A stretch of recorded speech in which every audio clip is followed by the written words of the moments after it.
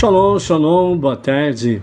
Estamos no dia 20 de Shevat, do ano 5785, a contar da criação. É o dia 18 de fevereiro de 2025, pelo calendário civil da Era Comum. É a tarde com a Torá, trazendo a Parashá da semana e as suas leituras diárias. Estamos numa nova Parashá. É a 18ª Parashá, chamada Mishpatim, e dentro do ciclo 5785. E dentro do livro Shemot, Êxodo, é a sexta porção, é a sexta Parashá. Então, nós estamos na Parashá Mishpatim, que significa leis ou estatutos, né?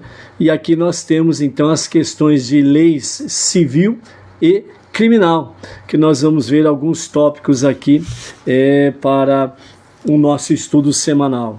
Nós estamos na terça-feira, terceiro dia da semana, né? É o terceiro dia para o Shabat, né? Na nossa Parashá, nós temos 118 versículos para refletirmos nessa semana. Somado com 2072 versículos da última Parashá na sua totalidade, então nessa semana iremos completar 2190 versículos estudados até a presente data do nosso novo ciclo. Mishpatim, leis civil e criminal, para nos dar direção no aprendizado, lembrando sempre que, a princípio, a Torá, ela sempre precisa ser, né, estudada e entendida, buscando conhecimento, né, no relacionamento pessoal de Deus com o povo judeu. E trazermos isso numa prática para a nossa vida, no nosso dia a dia. Dessa forma, nós vamos aprendendo realmente com o povo judeu, cada vez mais estarmos conectados com Hashem e a sua vontade, ok? A Parashá Mishpatim, leis e estatutos, né? Ela é uma Parashá difícil, porque tem muitas coisas técnicas dentro de estatutos e leis que os próprios sábios falam que é difícil de compreensão. Então, os comentários que nós temos, né, na presente Parashá, né, comentários de Rashi, comentários do nosso Rebbe Menachem Mendel, né, e outros comentaristas, né, traz assim uma visão geral, de forma simples e objetiva, para nós compreendermos. E, obviamente, aquilo que não compreendemos, sempre procurando uma orientação rabínica para compreendermos um pouco melhor essas questões de leis civil e criminal, né? Lembrando também que, de uma certa forma, né, baseado nisto, as nações, elas acabaram ditando os seus códigos penais, né, o Código Penal, né, códigos penal e civil, baseado exatamente na própria Torá, né? Então, no princípio, algumas décadas atrás, etc. e tal, os códigos civil e penal das nações, elas estavam, né, muito baseado na própria Bíblia, na própria Torá, no Pentateuco. Infelizmente, começou a modernidade e muitas coisas começaram a modificar, né? Então veio aí uma liberdade que acabou levando a uma libertinagem e automaticamente corrompendo, né, e os bons costumes, a ética, a moral, a espiritualidade. Então aí também acabou mudando muita coisa, sem sombra de dúvidas, ok? Mas Rashi explica: leis registradas na Torá, que se elas não tivessem sido ordenadas, teria sido apropriado instituí-las de qualquer modo, né, para comentar aqui Rashi. Além disso, estas leis não só são patentes para os judeus, mas também para as nações do mundo. Tanto que é possível que, nestes assuntos, uma lei secular seja idêntica a uma lei judaica, né? Por exemplo, não assassinarás. Por essa razão está declarado no começo da Parashá, e estas são as leis, né? Sobre o que Rashi explica.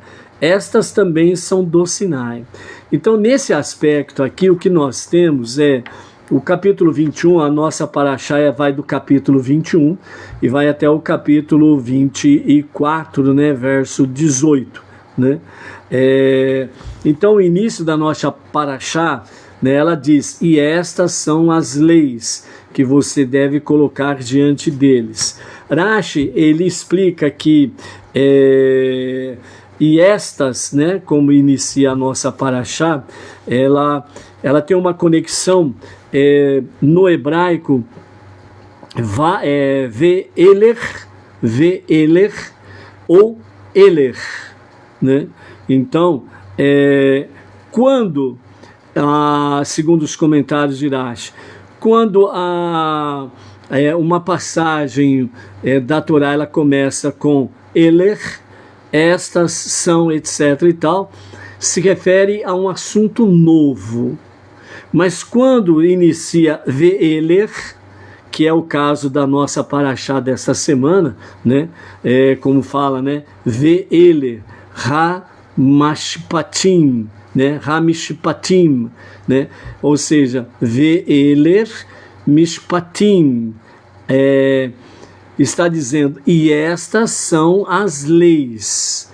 Então, nesse sentido, Rashi esclarece para nós que ve'eler significa exatamente essa questão, que Mishpatim, ela é uma continuidade da nossa Parashá anterior, né, de Yitro, né, que temos aí a outorga da Torá.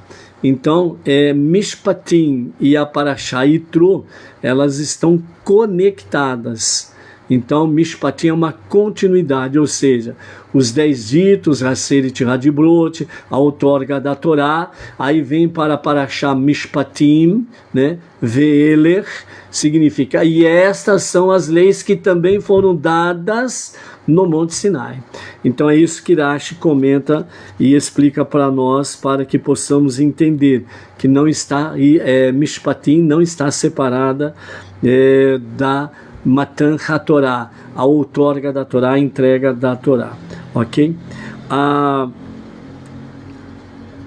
Então, dessa forma, significando que até mesmo estas leis que são impostas racionalmente pela mente humana devem ser observadas, não por sua credibilidade intelectual, mas porque elas são preceitos de Deus, que também foram dadas no Monte Sinai. Apenas que Deus quis que estas leis fossem compreendidas pelo homem. Em razão disto, estas leis são expostas perante eles, e não perante as nações. Ou seja, ve'eler, mishpatim, né, significa que estas são as leis que foram dadas no Monte Sinai para o povo judeu. Certo? Então é isso que significa, e por isso não foi perante as nações, mas perante o povo judeu. Então Rashi, né, mais uma vez, que as leis deles estão baseadas na lógica humana, e é preciso observar nossos preceitos como decretos divinos. Ou seja, as nações, elas têm as suas leis, né, dentro de um preceito da lógica humana, certo? Mas o povo judeu deve observar esses preceitos como decretos divinos. Então é a mesma coisa sobre a questão das 7 leis de Noé, né? Se um não judeu ele observa 7 leis, não como algo divino, mas apenas por uma questão ética e moral, e não uma questão espiritual, então ele não é um justo entre as nações. Ele está fazendo apenas aquilo que é baseado na lógica humana, né? Guardando as 7 leis, certo? As leis universais. Então ele está fazendo apenas por uma questão ética e moral, e não algo divino. Ou seja, as 7 leis também foram dadas no Monte Sinai para Moshe. Então todo não judeu que realmente abraça as 7 leis de Noé, certo? Não apenas uma questão ético-moral, mas uma questão divina, uma questão espiritual. Isso significa que, de fato, ele é chamado um justo entre as nações, ok? Então, essa é o comentário de Rashi. Numa análise mais profunda, poderíamos dizer que o conceito de Mishpatim do Sinai insinua que a própria essência de racionalidade também foi implantada no Sinai. Se as leis civis e criminais não tivessem sido dadas no Sinai, a inteligência humana não teria sido capaz de compreendê-las, como os outros preceitos que estão acima da lógica humana. A natureza racional das leis é o resultado da vontade de Deus, que é intrinsecamente insondável, estando investida em sua Torá, ou Pentateuco, já que a Torá é a planta que foi usada para criar o mundo, e comensuráveis com o entendimento humano. Por conseguinte, a mente humana, incluindo a de não-judeus, naturalmente tende à sabedoria de Deus, que é precisamente o que foi comunicado no Sinai, né? Então nós estamos vendo aí que Mishpatim, leis e preceitos ou estatutos, né? Mesmo que não tivesse sido dado no Sinai, as pessoas elas compreenderiam de uma forma pela lógica humana, dentro do aspecto ético e moral, certo? Então compreenderiam naturalmente isso. Então não assassinarás, algo compreensível dentro da ótica humana, né? Lógica e ética, né? Nesse campo. Então, automaticamente, as próprias nações teriam o seu regramento, né? As suas leis, os seus preceitos. Mas, todavia, contudo, né? Quando levamos para o aspecto divino, né? O aspecto espiritual, então aí há de fato algo muito mais elevado, e por isso que o não-judeu, quando ele abraça as 7 leis de Noé, não somente dentro do aspecto ético-moral, mas levando para o ético-divino, a questão, o aspecto espiritual, né, que reconhecendo, nós precisamos reconhecer que as 7 leis foram dadas por Deus a Moshe no Monte Sinai. Então aí nós estamos no monoteísmo com fundamento judaico e orientação rabínica, e todo não judeu que assim o faz, ele é chamado um justo entre as nações, ok? Então aí está. Vamos ver alguns aspectos aqui dentro dessa questão, ok? Antes disso, nós queremos falar para os amados as próximas festividades que teremos aí diante de nós, ok? Então nós temos as festividades de Purim e de Pessach, né? Pela frente. E dentro de Pessach nós temos o Pessach Sheni, que é o segundo Pessach. Aqueles que perderam o primeiro têm a oportunidade de participar do segundo. E dentro do próprio Pessach, na segunda noite, começa a contagem, né, de Omer, né? Aí começa a contagem do Omer, né? São aspectos que nós estaremos trazendo aí com referência a isso. O Purim ele vai começar ao pôr do sol da quinta-feira do dia 13 de março, né? Já está aí praticamente, né?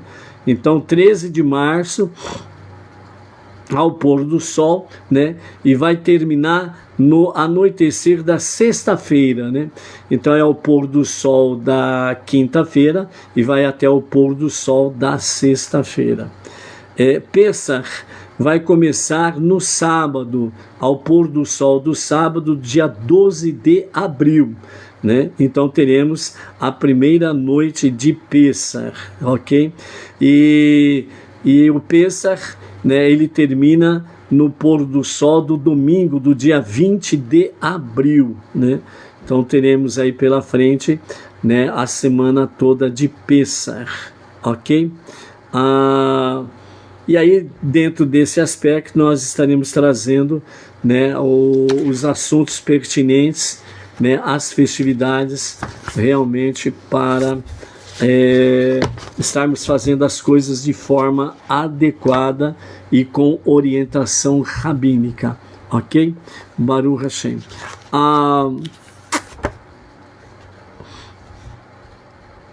Estas são as leis, né? Vamos ver aqui os comentários que nós temos com referência aos comentários que os nossos mestres trazem dentro da Hassidut e dentro dos comentários de Rashi, né? Alguns aspectos da questão de Mishpatim. Então, muitas leis nesta paraxá são tecnicamente complexas e estão além do alcance, né, da atividade da nossa própria paraxá da semana. Foi feita uma tentativa de dar um breve perfil na maioria das mitzvot, né, para permitir ao leitor apreciar a sabedoria divina. Tehillim, Salmo 19:10 diz: as leis de Deus são verdadeiras e justas em sua totalidade. As mitzvot relacionadas são mencionadas nessa paraxá e também em outros lugares da Torá, né? Portanto, cada assunto será realmente explicado de acordo com o momento que vai aparecendo em cada porção, ok? Então, as porções daqui para frente, nós teremos várias mitzvot sendo uma consequência natural de Mishpatim, né? Esses são as leis, os estatutos, os preceitos. Então, por exemplo, nós teremos aí pela frente a não oprimir um convertido, emprestar dinheiro aos necessitados, ajudar a descarregar a carga de um animal de outrem, guardar as leis no ano sabático, especificamente não esqueçamos que está se dizendo para judeus, celebrar Pesach, Shavuot, Sukkot, levar primícias ao templo sagrado, não selar pactos com quaisquer das 7 nações de Canaã, né, a terra prometida.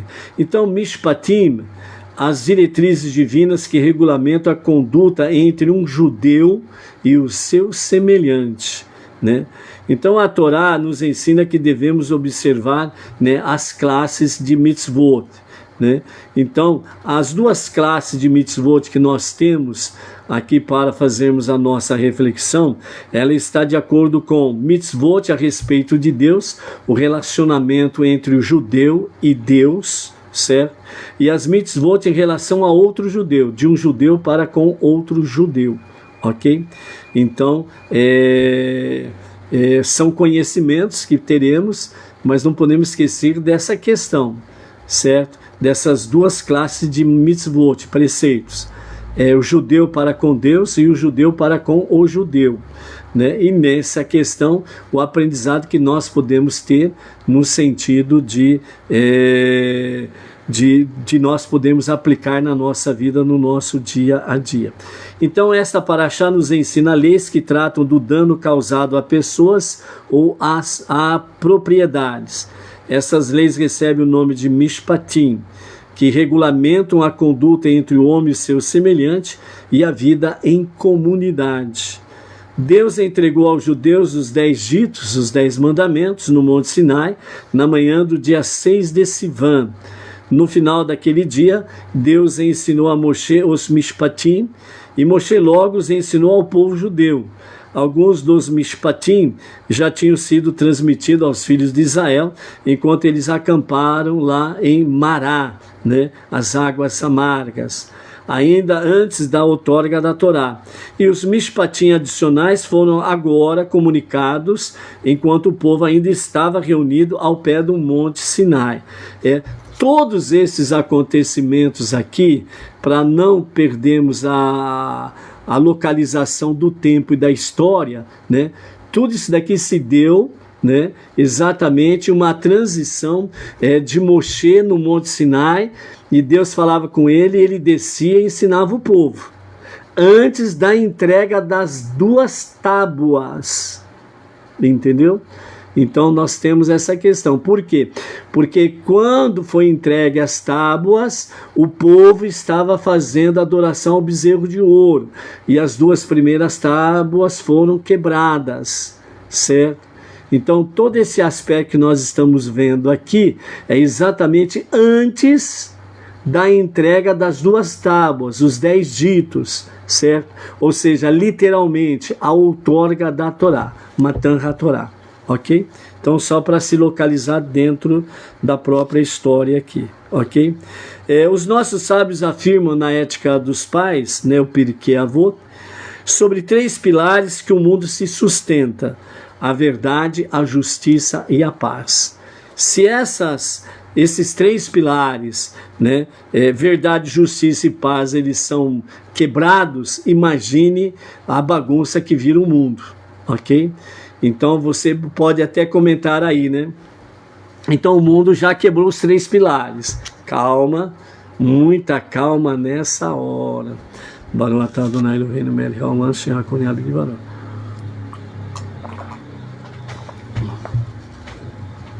Primeiro nós precisamos identificar aqui o que é pilar. Pilar realmente é uma coluna que sustenta algo. Se esse pilar ele for destruído, o que está acima dele, o que ele está sustentando, desmorona. Então, se os 3 pilares que sustentam o mundo é verdade, justiça e paz, se esses 3 pilares forem quebrados, o mundo entra num caos absoluto, volta ao zero absoluto, só Deus existe. Então, o mundo ainda continua sendo sustentado por esses 3 pilares, que é exatamente verdade, justiça e paz. Por quê? Porque há um povo, ou uma parcela de um povo, no caso judeu, obviamente, né? Há uma parcela do povo judeu que está mantendo esses 3 pilares. Por isso que nós chegamos hoje nessa questão a Benei Noach, monoteísmo com fundamento judaico e orientação rabínica, porque esses pilares não foram destruídos. Algumas pessoas destruíram nas suas vidas esses 3 pilares. Então pessoas, né, não importa qual a posição social que ela ocupa, mas pessoas que simplesmente corromperam a verdade, corromperam a justiça e corromperam a paz, mas para a sua própria destruição.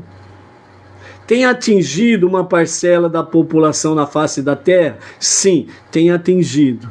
Mas esses 3 pilares ainda continuam em pé, porque é uma parcela do povo judeu que continua sustentando verdade, justiça e paz. Por quê? Porque continuam sustentando a Torá. Senão, nós estávamos aqui conversando sobre Deus, sobre mitzvot, sobre mishpatim, sobre verdade, justiça e paz. Entendeu? Então essa é a questão. Por que que o dilúvio veio? O dilúvio veio porque a maioria do povo quebrou os 3 pilares. Somente Noach e a sua família ainda mantinham em pé, né, esses 3 pilares, por assim dizer, ok? Ou seja, a verdade, a justiça, a paz, né, mesmo sem eles saberem, né, da outorga da Torá que aconteceria lá na frente, mas eles mantinham essas verdade, justiça e paz, né, da melhor forma que eles poderiam assim o fazer, ok? E por isso Noach e a sua família foram salvos do dilúvio, e toda a raça humana vem através de Noach, toda a descendência humana vem de Noach, ok?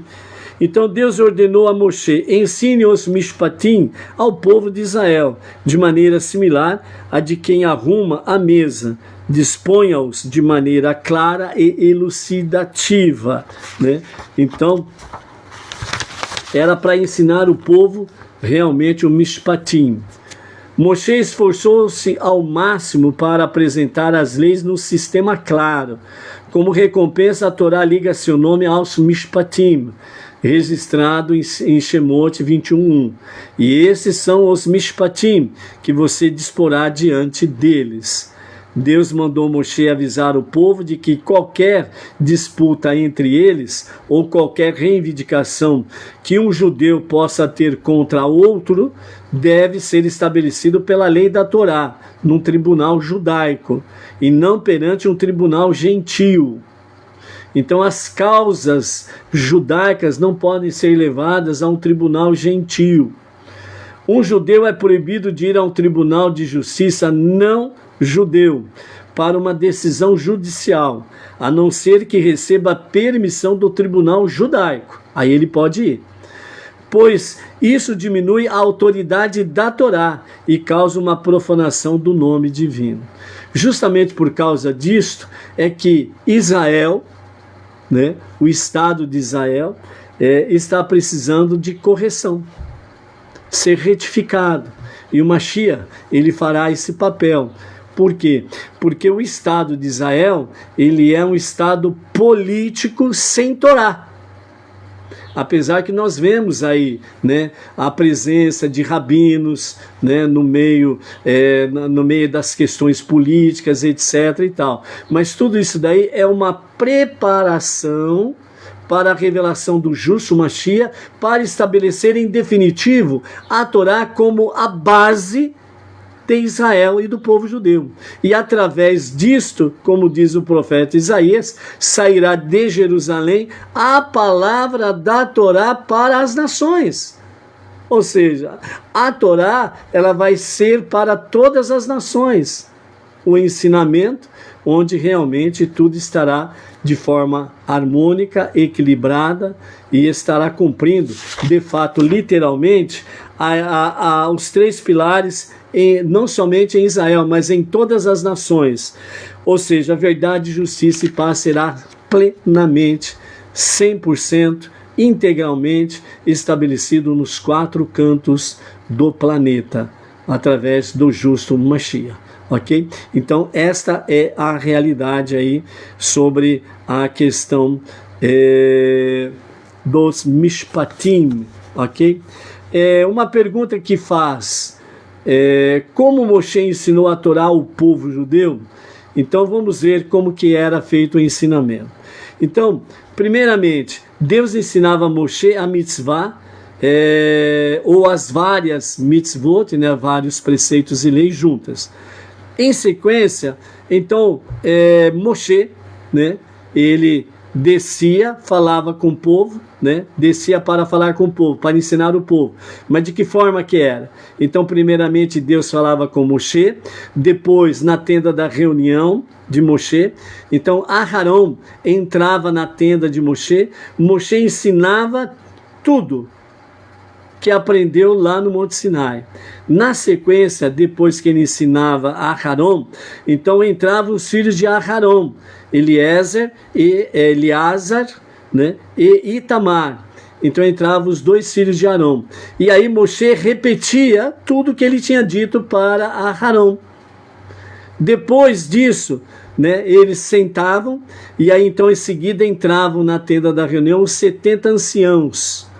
Eles ouviam Moshe ensinar tudo o que ele falou a Aharon e os seus dois filhos, né? Então ele repetia novamente. Depois disso, finalmente todo o povo se reunia e pela quarta vez Moshe repetiu o que havia escutado de Deus, que tinha ensinado a Aharon, que tinha ensinado a Eliezer, a Itamar, aos 70 anciãos. Então ele falava pela quarta vez ao povo, certo?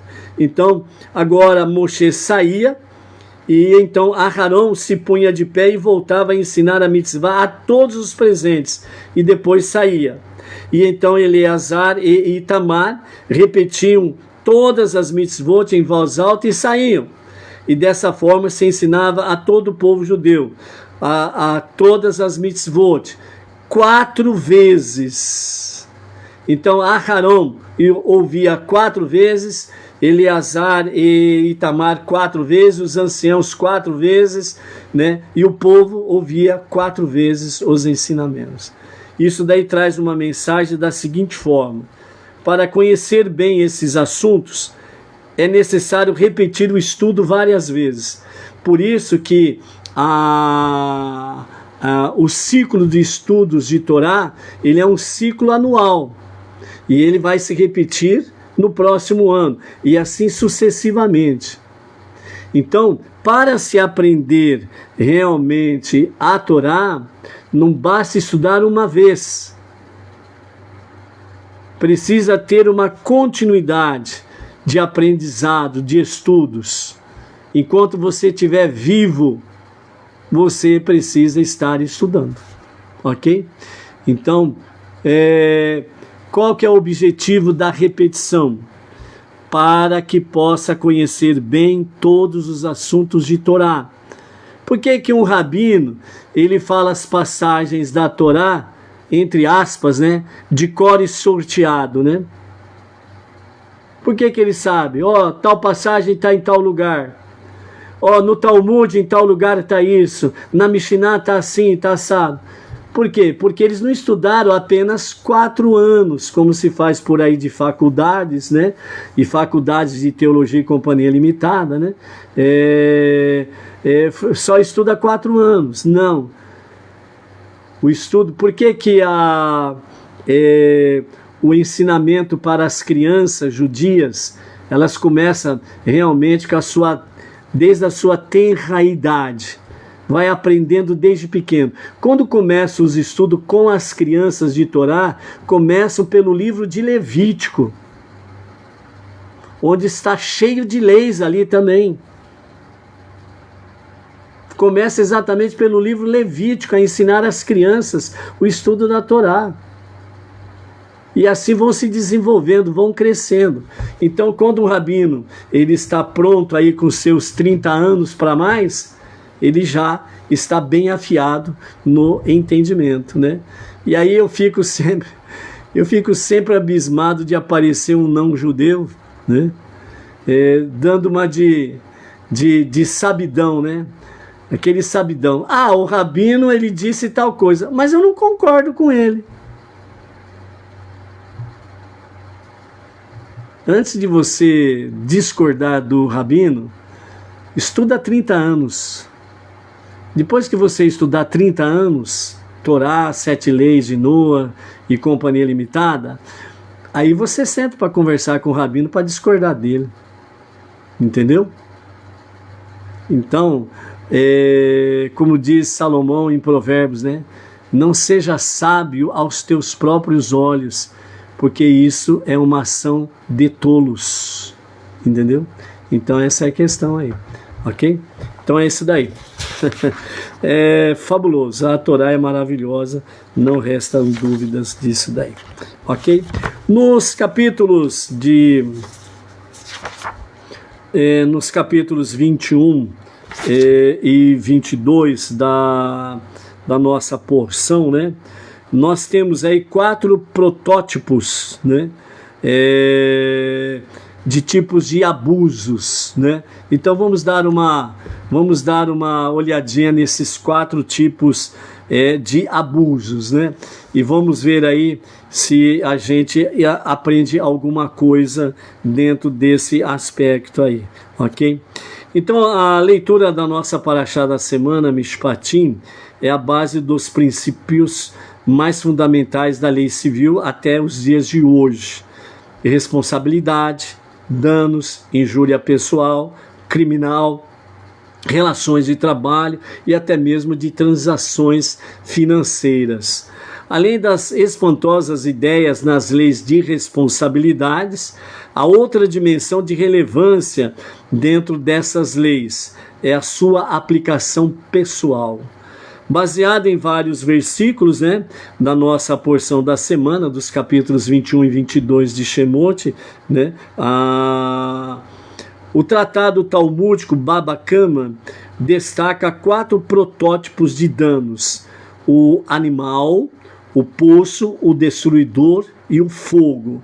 No nível básico, na superfície, por assim dizer, esses protótipos são as categorias básicas de atos errados, atos intencionais ou negligentes que ofendem outra pessoa. Mas a alma dessas categorias define 4 protótipos de abuso psicológico, emocional e espiritual.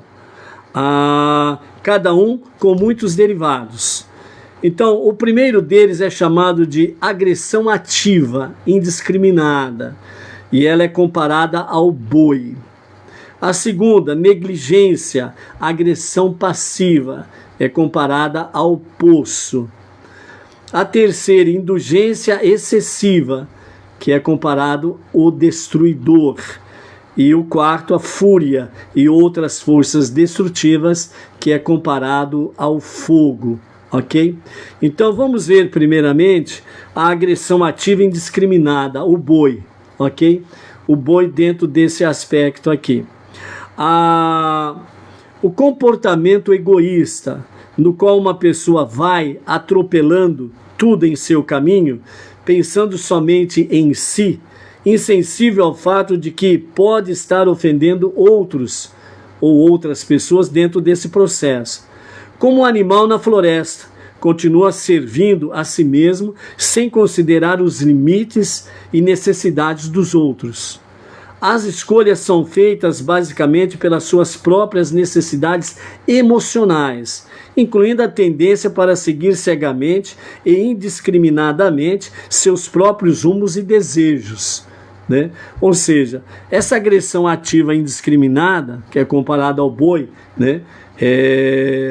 Lembra do boi aí, né? Quando tem estouro de boiada, né? Aquele Deus nos acuda, não é verdade?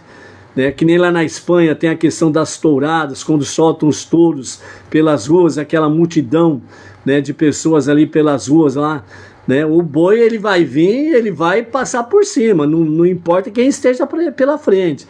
Então, ele é uma agressão ativa indiscriminada, ok? Certo? Então, dessa forma, sim, lembra o comportamento egoísta de uma pessoa. É tudo para mim. É eu. Então, essa pessoa é que nem um boi quando está desembestado, né?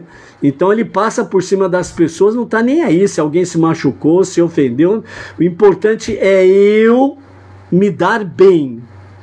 Então o seu comportamento é egoísta, né? Então ele sobe de posição no seu trabalho, pisando na cabeça das pessoas.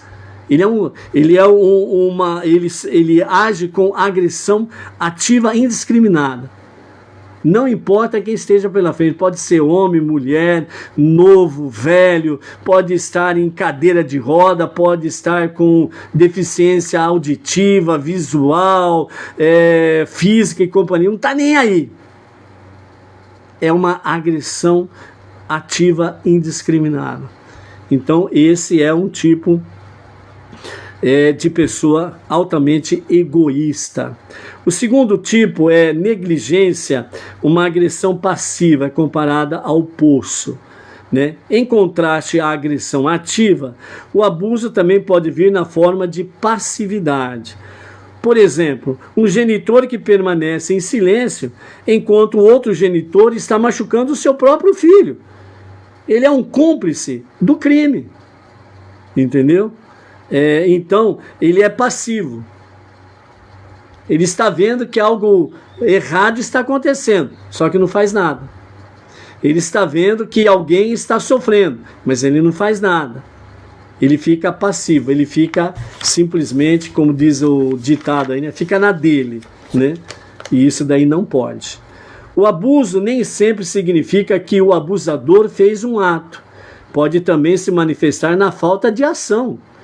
Como o dano passivo causado pela negligência de deixar um poço descoberto, permitindo que pessoas ou até mesmo animais possam cair dentro do poço, né? Então, por isso, quem já teve, né, quem já morou antigamente aí, né, que tinha poço no seu quintal, né, a maior das recomendações é realmente para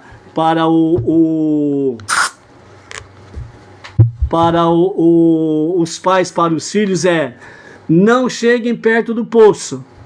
Se vocês verem o poço com a tampa aberta, chame, grite, avise, mas não chega perto do poço. Por quê? Porque o dano vai ser grande se cair no poço, né? Então, a pessoa que usa o poço, né, nessa questão similar aí, a pessoa vai lá tirar água do poço, e ela, por um descuido, ela esquece o poço aberto. Então, ela está agindo, né, de forma negligente, né? É uma agressão passiva, mas ela tem culpa.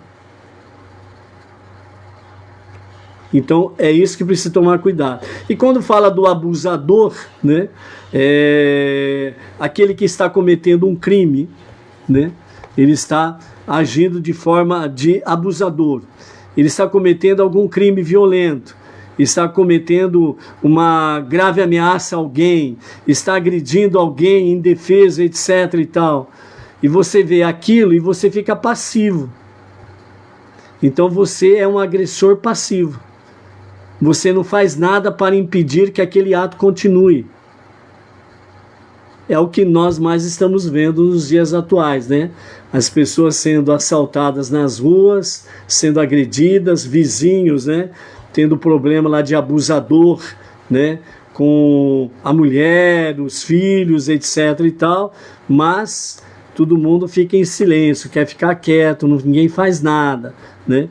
Então, esse é um tipo de agressão passiva, né?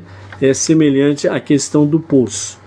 A terceira é a indulgência excessiva, o destruidor. Abuso é feito pelo prazer pessoal.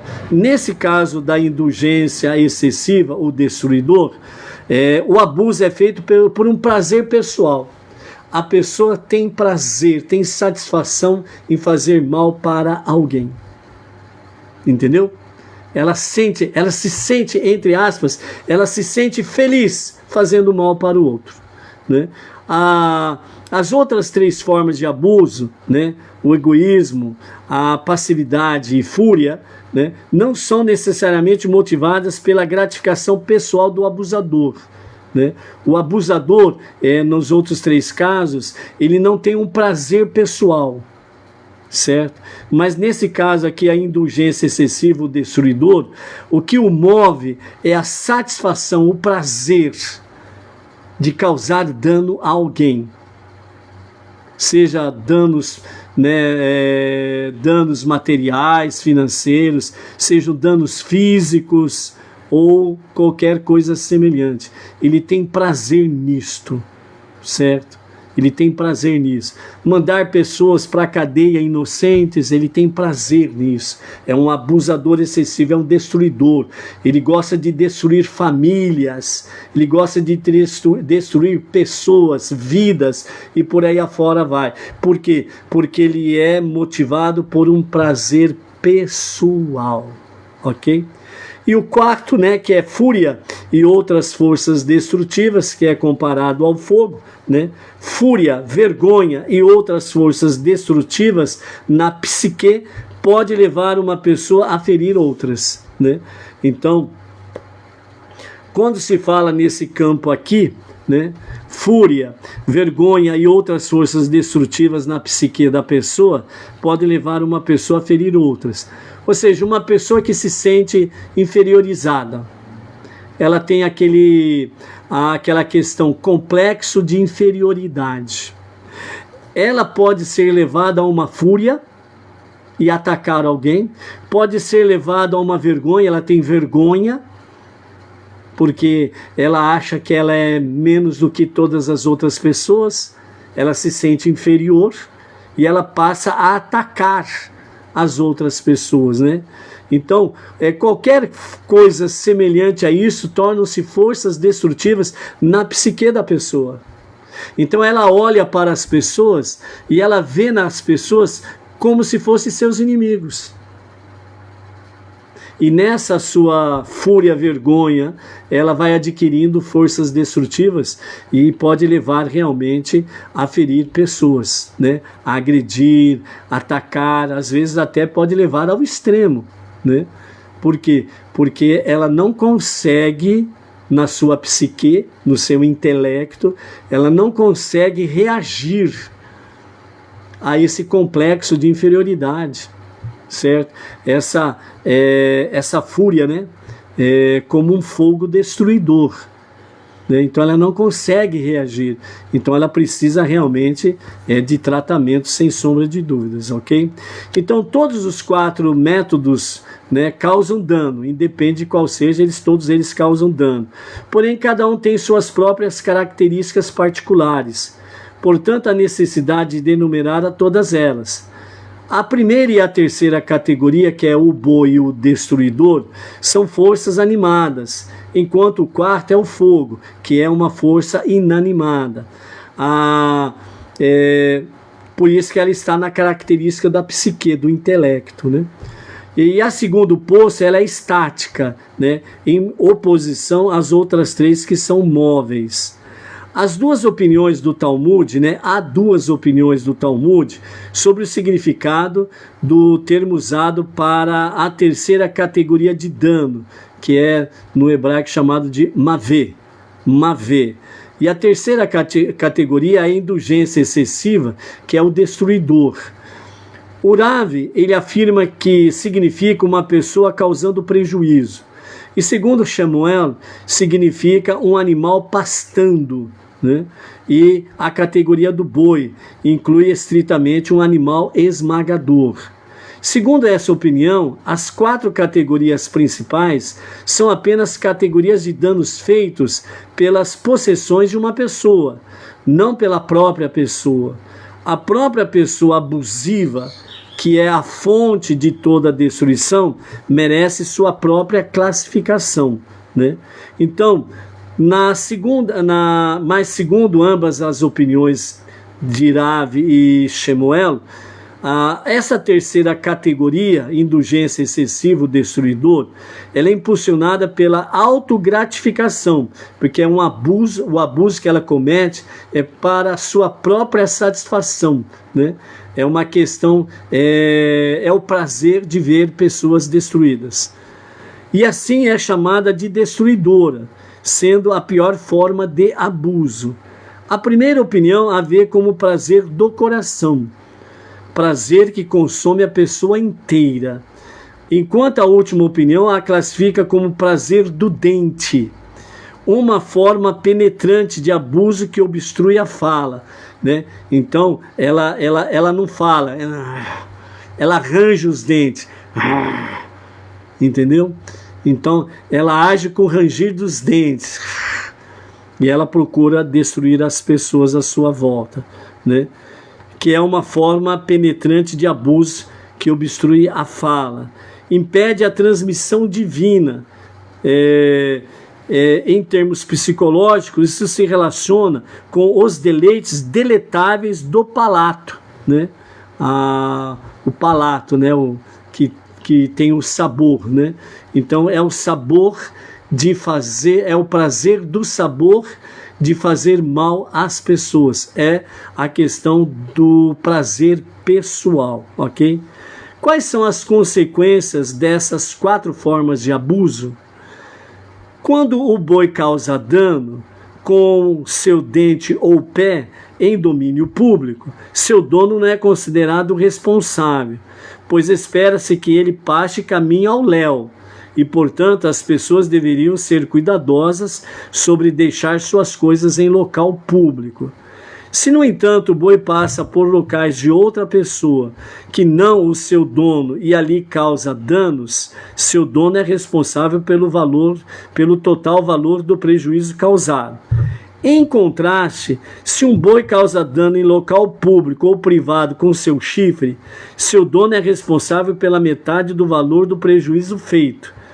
Como não esperamos que um boi ataque sem ser provocado, o dono não pode ser considerado plenamente responsável, não importa onde isso provoque o dano, né? Então, partindo do princípio que o boi ele só ataca se for provocado, né? Então é onde que precisa tomar cuidado, né? Uma pessoa que tem essa agressão ativa indiscriminada, o boi, né? Lembra aquela, para entender isso, tem aquela questão assim, não mexe com a onça com vara curta, entendeu? Então, você sabe que pessoa X, ela tem esse problema do seu estupim não ser curto, mas um estupim que é para dentro. Então não vai mexer com aquela pessoa, não vai provocar aquela pessoa, porque ela vai vir que nem um boi bravo. Ela vai passar por cima de você sem deixar farelo para contar a história, como diz o outro, entendeu? Aí depois a pessoa provoca, né? Aí sofre o dano, aí ela vai falar assim, também não precisava ser assim, né? Quem mandou mexer onça com vara curta. Então precisa tomar cuidado com isso daí, sobre esses aspectos aí. A aplicação psicológica dessa lei é profunda. Determinados padrões que são aceitáveis em âmbito público são destrutivos no âmbito privado. O ambiente na área de mercado é de competição, negociação e acordos. Num clima de alto interesse e desconfiança, o mundo dos negócios espera e exige de nós que às vezes sejamos severos. Quando pastamos, entre aspas, por assim dizer, estabelecemos o nosso gramado, né? No mundo material, precisamos usar nossas ferramentas animais para proteger os nossos interesses. Todos seguem essas regras universais, e embora elas sejam morais e justas, comportar-se dessa maneira não pode ser considerado prejudicial, mesmo se alguém possa ser ferido no processo de práticas de negócios aceitáveis. Então aqui está falando dentro do aspecto de negócios. Os negócios aceitáveis significa você agir de acordo com a lei, né? Baseado natural, obviamente, né? Mas isso não significa que você vai ser uma ovelha. Você está dentro do campo de negócios, e dentro do campo de negócios você precisa agir realmente com severidade, porque você está protegendo o seu pão, você está protegendo o seu negócio, você está protegendo o interesse da sua família, em preservar a sua família e os seus negócios. Então você precisa agir realmente de forma severa, não fora da regra. Entendeu? Não fora da lei, né? Afinal de contas, se agirmos fora da lei, o Eterno não permanece conosco e não abençoa o nosso negócio, entendeu? Então é dentro desse sentido aí que fala. Essa atitude é bastante aceitável no domínio público, mas no domínio privado, essa mesma atitude agressiva é danosa e destrutiva, ou seja, nos nossos lares não deveriam ser poluídos pela mecânica do local do trabalho. Lembra aquela questão, né? Quando você vai para o trabalho, as questões pertinentes da família você deixa em casa, para que você possa defender os seus negócios de forma severa dentro realmente da legalidade. Mas quando você vai para casa, as questões do trabalho ficam no trabalho. Agora você vai para a família, você vai para casa, você vai para o seu lar. Então você não pode agir da mesma forma severa que você age no seu trabalho, porque aí você vai trazer danos para a família. Entendeu? Então é isso que fala dentro dessa questão. Então, no domínio público, também há limites para a severidade ou a agressão dentro dos negócios. O pasto, alimentando lucros legítimos e cuidar do solo é aceitável. Usar os chifres para ferir e machucar os outros, porém, não o é. Então, aqui a Torá ela está trazendo, né, os comentários dos nossos mestres, vai fazendo uma separação de uma coisa e de outra. Certo? Então usar os chifres para ferir e machucar os outros não é aceitável, seja no trabalho, seja em casa, ok? Além disso, até os padrões aceitáveis de pastos, entre aspas, devem ser feitos com profunda discrição.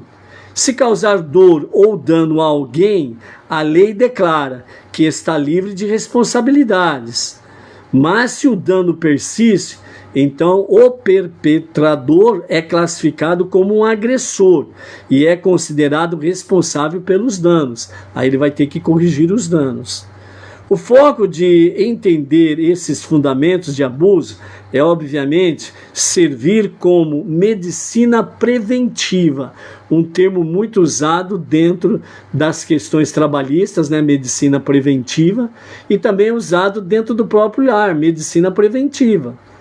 E não permitir que essas forças tóxicas, venenosas, portanto, mergulhem na sua vida, na vida do seu trabalho e na vida do seu lar. E mesmo se tragicamente o fizerem, tomemos as medidas certas para remediar a situação. Então, precisa tomar cuidado. A hora que você percebe que as ações estão ficando tóxicas, precisa tomar uma atitude para reparar essa situação, para não causar danos sérios no local de trabalho e também na própria casa. Que sejamos abençoados muito em breve, para atingir o dia quando essas questões não mais afetarão a raça humana. Em vez disso, iremos aplicar sua relevância para a busca interminável de desenvolvimento espiritual ao infinito e além, né? Então, esse estudo é baseado no estudo do nosso rabino Simon Jacobson, né? Dentro desse aspecto aí sobre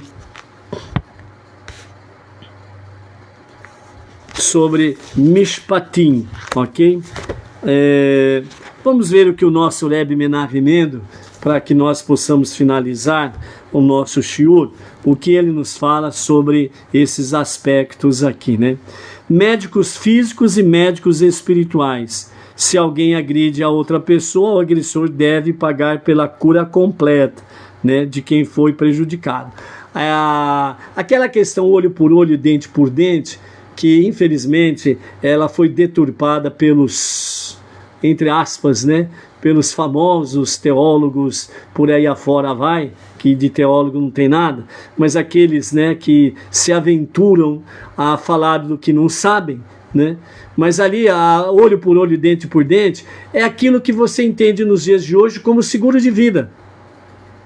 Então, quando você faz o seguro de vida, você vai lá, né, na prestadora de serviço, e ela vai dizer assim, ó, a sua mão direita, ela vale X. X para mais. A mão esquerda vale X para menos. Se você usa a sua mão direita para todas as suas atividades, logicamente ela vai valer mais. Então, se alguém causa um dano na sua mão direita, então mão direita pela mão direita significa o valor da sua mão direita, aquele que causou dano nela vai ter que reparar o dano, vai ter que pagar. Então é só você lembrar do seguro de vida. É isso que fala olho por olho, dente por dente, de uma forma bem simples para entender. Então, sempre que ficamos doentes, Deus exige que procuremos a ajuda de um médico qualificado e que sigamos as suas orientações. Em consonância com isso, Deus deu poderes aos médicos para curar os doentes. Mas quando os médicos são apenas incentivados a curar todo aquele que está enfermo, então estão obrigados a tentar salvar aquele cuja vida está ameaçada. E assim como existem doenças do corpo que ameaçam a vida, e mesmo ocorre com as enfermidades espirituais. No sentido espiritual, diz o nosso Rebbe Menachem Mendel, uma pessoa se encontra em perigo mortal quando sua condição começa a afetar a sua habilidade ou desejo de cumprir os mandamentos do Eterno, uma vez que é somente através de seu cumprimento que a nossa vitalidade espiritual flui para dentro de nós. As regras que se aplicam ao médico físico também servem para o médico espiritual. Ou seja, qualquer pessoa capaz de ajudar alguém espiritualmente doente, ele precisa fazer. Ver alguém sofrer de uma doença espiritual menor nos incentiva a oferecer-lhe assistência dessa natureza. Mas quando alguém se encontra em perigo mortal no plano espiritual, quando está em risco de não cumprir com os mandamentos divinos, estamos obrigados a oferecer-lhe assistência, sem permitir que nenhuma outra consideração interfira nesse caminho. Ou seja, dentro desse aspecto espiritual, ajudar as pessoas espiritualmente, não existe regras. E nenhuma regra pode te impedir de você ajudar alguém espiritualmente.